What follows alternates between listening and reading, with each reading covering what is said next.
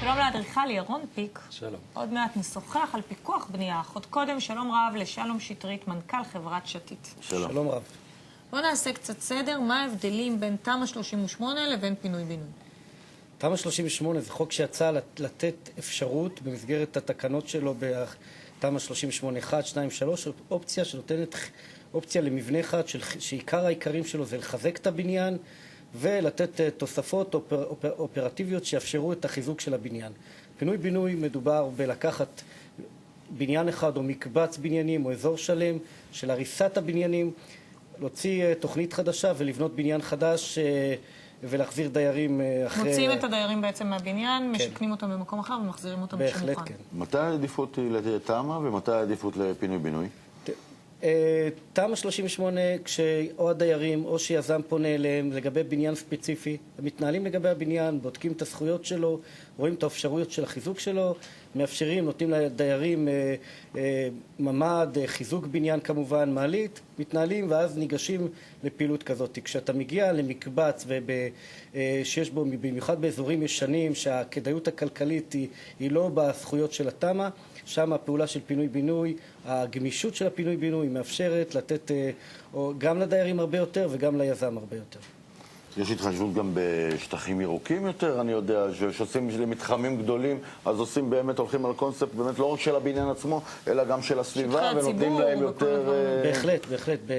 בתמ"א 38 אנחנו מתנהלים רק עם הבניין, ואנחנו נמצאים באותה קווי בניין הכל. כשאנחנו באים לפינוי-בינוי, אנחנו לוקחים חלקת קרקע, עושים לה תכנון חדש, וכל ההיבטים של התכנון המודרני מתבטאים בתוכנית הזאת, מאפשרים גובה, כמות יחידות דיור, חניות, כל הנושא הזה זה ממש בניין. זה גם דורש חתימות, אחוז החתמות יותר גבוה, נכון? קצת, זה לא החלק. החלק המהותי בסיפור הזה, שפעולת היזמות לגבי בפינוי-בינוי, היא מקבלת ביטוי הרבה יותר משמעותי.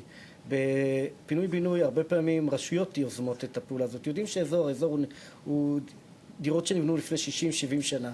אין אפשרות שם להתנהל ישב פה ראש עיריית גבעתיים באחת התוכניות הקודמות ואמר שהוא נגד תמ"אות, הוא רוצה פינוי-בינוי למתחמים שלמים, לעשות בניינים גבוהים, והשאר יהיה גינות ירוקות. בהחלט, בהחלט, אנחנו רואים את זה. אנחנו רואים קודם כל, בוא ניקח באמת את הסקר. ניתן סתם דוגמה של עיר כלשהי, שאתה הולך ואתה בודק בכלל, בכל הארץ, כמה יש תמ"א 38?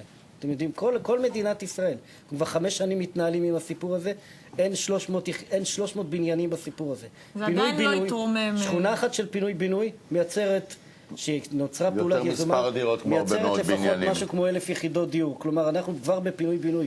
בתהליך היום נמצאים בתהליכים של אלפי יחידות דיור, שכונות שלמות, אזורים שלמים שהיו ישנים. אבל התהליך הוא קצת יותר ארוך. אנחנו התהליך של פינוי-בינוי, הוא לכאורה לוקח קצת יותר זמן מתמ"א, אבל אם מגיעים לזה בצורה מאורגנת, עם שיתוף פעולה של הרשות ושל הדיירים, אנחנו יכולים לגמור את הסיפור הזה ולהתחיל לבנות מהיום שהפעולה הזאת יצאה לאוויר בשנה וחצי, שנתיים. בוא נדבר קצת פרקטיקה, בדיוק. מה ההליך מבחינת הדיירים? זה לא קצת מורכב? בנושא פינוי-בינוי? כן. פינוי-בינוי נוצרת את ההתקשרות, או בשיתוף עם הרשות, או דרך היזם מול הדיירים. יש איזו הסכמה, בדרך כלל, למשל, אנשים יוצאים מדירות של 45 מטר, 50 מטר, סוגרים איתם עסקה על דירה של 80 מטר, מרפסת, מעלית, נגישות, חניה, כל הפעולה הזאת. ובינתיים איפה משכנים אותם? נותנים להם את הזמן להתארגן. בדרך כלל מהשלב הזה של לייצר את התב"ע המקומית הזאת, וזה לוקח שנה וחצי, אנשים מתארגנים, זה דירות בסחירות, או זה נוצרת כל הפעולה. זה הדבר המדהים בעניין הזה, שיש מספיק זמן להתארגן, יש דיירים מבוגרים. זה הדיירים דואגים לעצמם לדירות, או שדואגים להם, אותו יזם דואג להם בעצמם? לא, יש שילוב. כדי שהעסק הזה יצליח, כדי שהעסק הזה צריך להיות מובנה, צריך באמת לבוא ולתת פתרון שלם, לבוא לזהות, לעשות סקר, לראות כמה דיירים בתוך הבניין זה שכירות, אז נותן להם פתרון של השכר דירה, הוא בא אחרי 2.5 הוא מקבל דירה חדשה, הוא הרוויח כסף, לרוב הוא הכפיל את הערך הכלכלי של העניין. יש פעולות שאתה יודע שאנשים מבוגרים, מסגרת המשפחות, בתי אבות, כל הפעולות האלה מתבצעות, אנחנו מכירים את כל הדוגמאות האלה, יודעים שאלה הפעולות שיצליחו. כל ניסיון אחר לעשות את זה, לפעמים כושל, כי אתה לא מגיע לרוב המתאים בנושא. יפה. יפה, תודה רבה לך. תודה רבה. בבקשה.